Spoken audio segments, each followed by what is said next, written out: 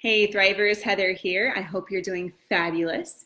And I'm here with my little Curie. You might hear her munching on some veggie straws in the background.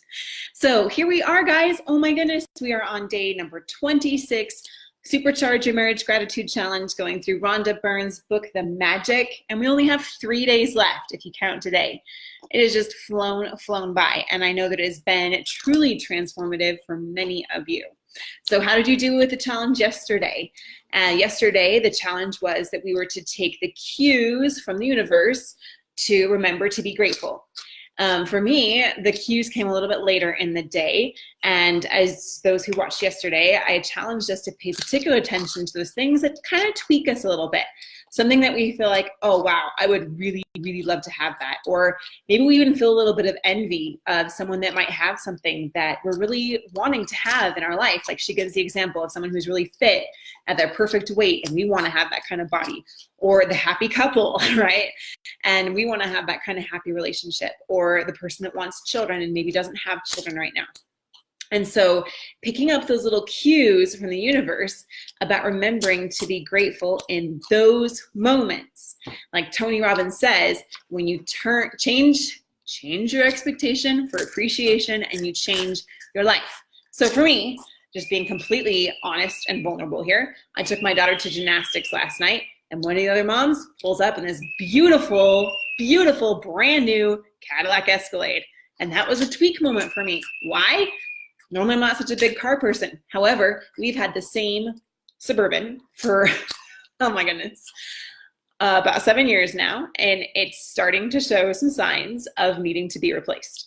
Financially, we're not quite ready to replace our vehicle. Not only to mention that, but we have 7 children. If you have 7 children, then not every kind of car will accommodate that. So we've made special accommodations. My husband used to be an auto body shop mechanic and is really good with working with cars. So he installed a 3rd row bench into our Suburban to accommodate our massively large family. I don't want to go the van route, okay? So when I saw this brand new Escalade, it was a tweak moment. And I was like, oh man, I would really love that car. And I had to then turn that around. Hey, Jacob. Hey, everyone else. Hey, Leanne. And turn that into the gratitude. And I'm so grateful that this woman is able to have a beautiful Cadillac Escalade. And I'm grateful for my working vehicle. I'm grateful that it's held us so well.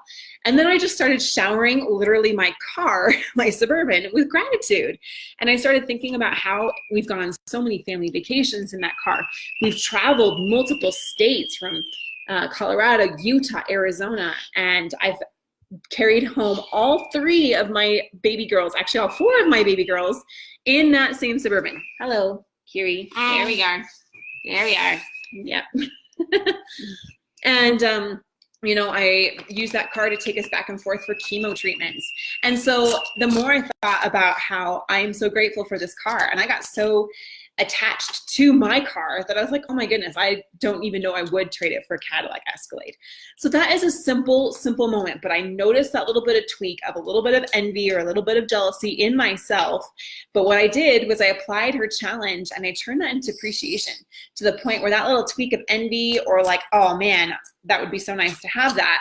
Why don't I have that kind of thing? Into, I am so grateful that I have the vehicle that I have, that it's held our family so well, that it's supported us and kept us safe over the years.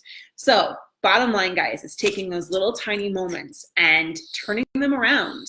And as we do that, we change our state. We become a deeper being.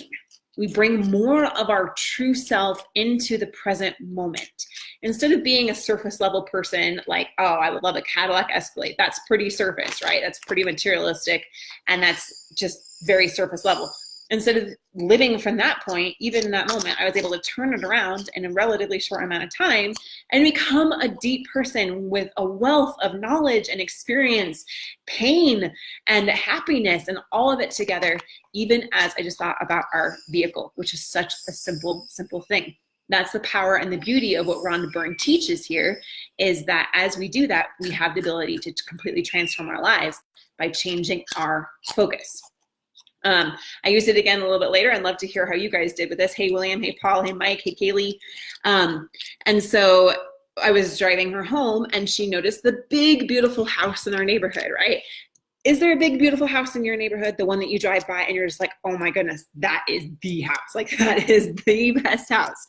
And you kind of compare that to your current living situation. And this house was decked out in Christmas lights. It was just, there's probably angels above it, and then her expressing how, oh, Mom, wouldn't it be great to live in that house? I'm like, I know, I love that house. And instead of being like, here's this beautiful house and here's the house that we live in right now, turning that around to appreciation, and recognizing the blessing that we do have our own home. Like I mentioned last week, my children and I went to deliver sandwiches to homeless, and that was such a perspective shift. One thing that I tell my children every time they talk about, are we rich? Is someone, wealthier than us, or different things like that? I'm like, well, what do you guys think? If a homeless person were to come into our house, or someone from Africa or Ecuador were to come and live in our home, do you think they would think that we're wealthy? Well, yeah, because they live in a dirt floor, like in a shack, and the rain leaks every time, Or if Donald Trump came and lived in our home, would he feel wealthy? So it's all about perspective and choosing the kind of perspective that we want to have. Awesome. Hey, Wes, and everyone else joining. So I'm going to jump into the book now. Rhonda Burns the Magic, and we are on day 26. Magically transform mistakes into blessings. Here's a quote from the famous Oprah Winfrey. They call her a media personality and businesswoman. Okay, that's her official title now. She says, turn your wounds into wisdom.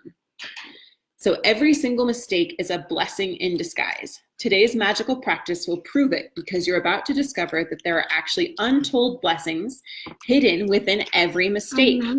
A child makes many mistakes while learning how to ride a bike or write, and we don't give it a second thought, because we know that through their mistakes they will learn and eventually master what they're trying to do.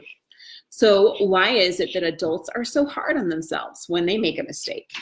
The same rule that applies to children also applies to you. We all make mistakes.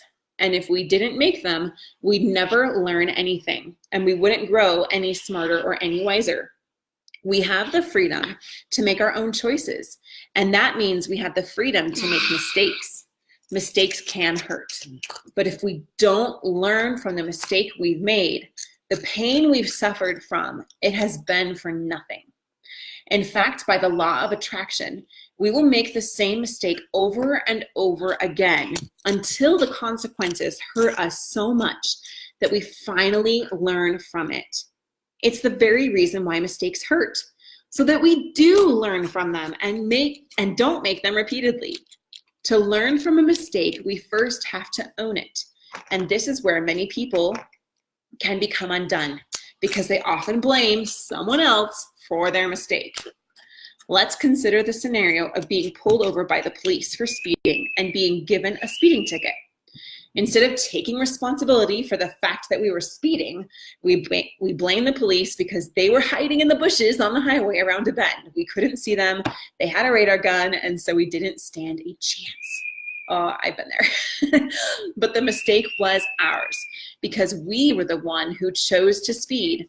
The problem with blaming other people for our mistakes is that we will still suffer the pain and consequences of our mistakes. But we didn't learn from it. And so, bingo, we'll attract making the same mistake again.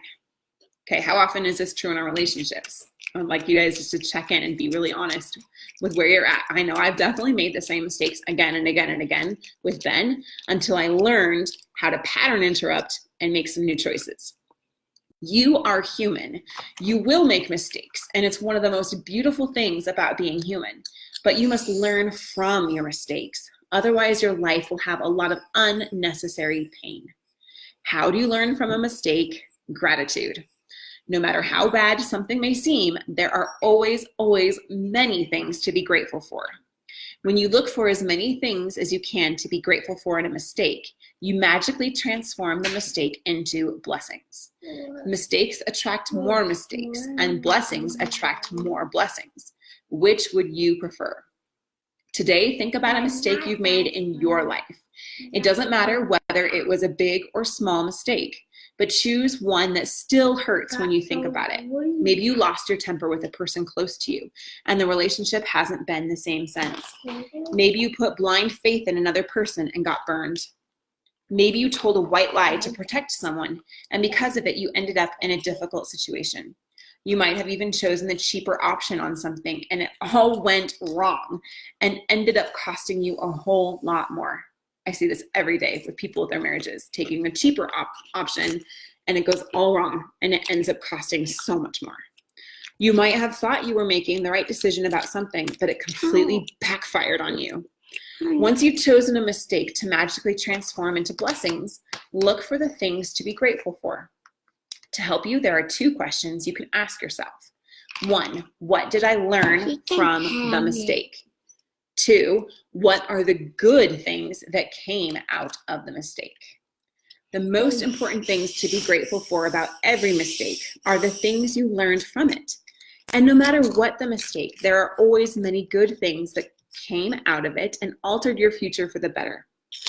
Think this through very carefully and see if you can find a total of 10 blessings to be grateful for. Every blessing you find has magical power. Write out your list in a gratitude journal or type them on a computer. Let's take the example of being caught speeding by a police car and receiving a fine. 1, I'm grateful to the police for wanting to protect me from harming myself because after all, that was all they were trying to do. 2, I'm grateful to the police because I am honest. If I am honest with myself, I was thinking about other things and I wasn't concentrating on the road. 3, I'm grateful to the police because it was foolish to put myself at risk speeding with a tire that needed to be replaced. 4, I'm grateful to the police for the wake-up call. Being pulled over did affect me, and it will make me watch my speed and drive more carefully in the future.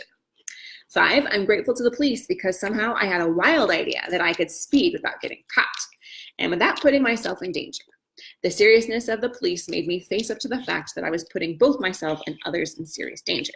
6, I'm grateful to the police because I think about my own family being put in danger by other speeding drivers. Then I definitely want the police to stop speeding drivers. Okay, I'm just gonna kind of skip the rest. So she goes through some more. You're welcome to read those in the book. I would strongly urge you to take any mistakes you've made in your life that you still feel bad about, and in your own time, follow this magnificent and magical practice. Think about it. Through one mistake, you have the power to bring many blessings. What else guarantees dividends like that? All right, magic practice number 26. Magically transform mistakes into blessings. And we have 5 steps. 1, let's see if I can do it. Count your blessings. Make a list of blessings. Oh, make a list of 10 blessings. Write why you're grateful. Reread your list, and at the end, say thank you, thank you, thank you, and feel as grateful as you can for that blessing. Pretty close. I almost got it. Maybe tomorrow. 2, choose one mistake you made in your life. 3, find a total of 10 blessings you're grateful for as a result of making that mistake and write them down. 4, to help you find blessings, you can ask yourself the questions. What did I learn from the mistake? And what are the good things that came out of the mistake? And if you're a rock star, go ahead and leave it in the comments. Put it in the group and let us all know and be benefited from your experience and your learning and your lesson.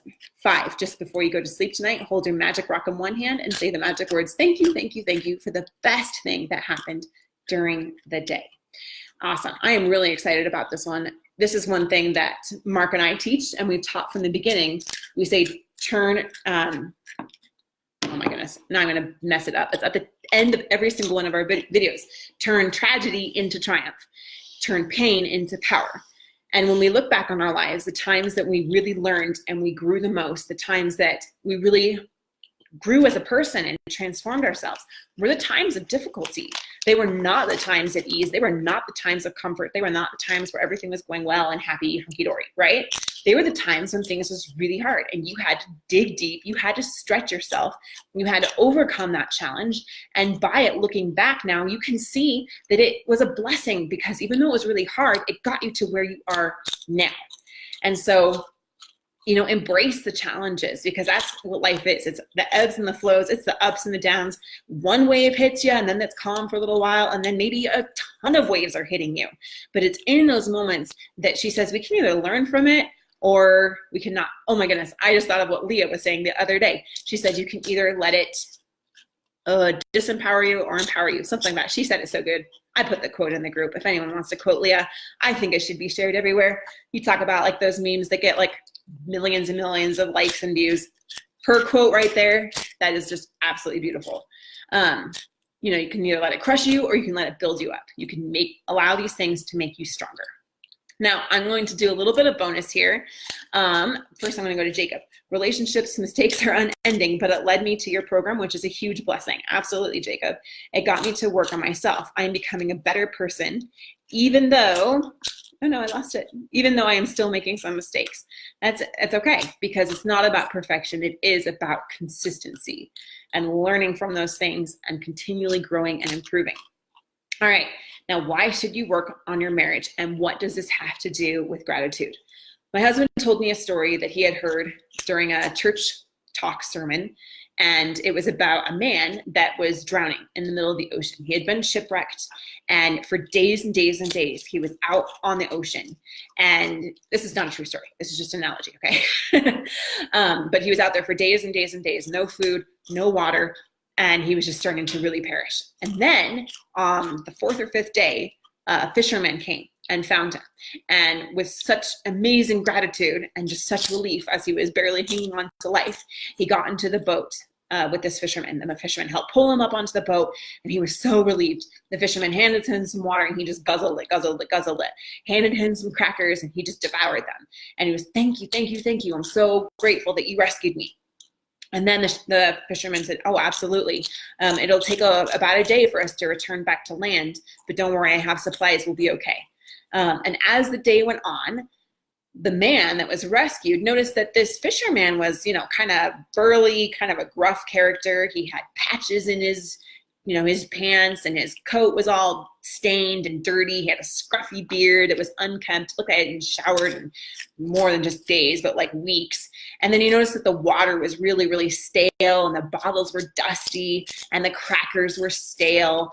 And he said, this isn't really working out for me anymore. I think I'm just going to go back in the ocean. So if you could just stop, and I'm going to jump back in the ocean. So what does he do? He jumps ship and he goes back into the ocean. So the analogy there is, what are we choosing to focus on? Are we jumping ship thinking that the ocean is going to be a better alternative? Are we nitpicking and looking at everything wrong? There could even be some fundamental flaws, right? There could be some major things, like maybe there's a hole in the boat. At least you have a boat. And so make sure that you are focusing your energy where you want it to be. Are you looking at the blessings, or are you looking at the challenges?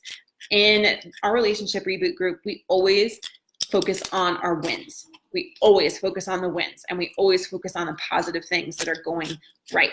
And I just saw another win posted today in Relationship Reboot. Man has been working on marriage restoration for 13 weeks. I'll post it here for you guys. I'll take a screenshot and share it with you. And his wife is now back in love with him, and they're working on the marriage, and they're doing so, so good because they put in the work. And he didn't just jump ship because it didn't feel ideal. It didn't seem like, I don't really like this. I'm just going to go back in the ocean, right?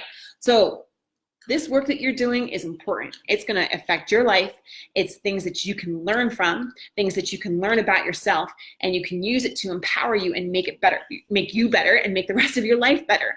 It will affect your spouse and their life, your children and their lives, your grandchildren, and on and on and on and on. The ripple effect is incredible. We don't even know how many lives we touch. And every time we make a good, positive, effective choice, even if we make a mistake, but we pick ourselves back up and we say, I'm going to keep trying. I'm going to keep going. I'm going to forgive myself. I'm going to let this go. I'm going to resolve to do better. I'm going to pattern interrupt. I'm going to get some new tools. I'm going to learn a new way of doing this because my way hasn't been working. And I'm going to keep doing it consistently day after day after day after day until it's who I am. Who knows what kind of effect that those positive choices will have. But every single one sends out positive ripples, just like every single negative one also does. So what choices are we going to make today? I encourage you to do this challenge and go through and find 10 blessings from a mistake that still hurts. And I promise, as you do this, you will find healing in your life and in your heart. You will find peace that has not been there before, and you will be able to feel greater security and joy, comfort and strength within yourself. It is there waiting for you. I appreciate you guys. I'm about to go do our 12 Days of Christmas over in the Relationship Reboot. So if you're a member, go on over there. I'm going to announce the winner really soon. If you're not a member, I really encourage you to join. We're giving away over, $12,000 worth of prizes. And we always try to, be there, got your back of our Relationship Reboot, because we honor you for the work that you are doing that is so, so important, not just in this life, but for eternity and lives and lives and lives to come. So with that being said, if you're in the Relationship Reboot, join me on over there, and we'll see you soon. You guys have a great day.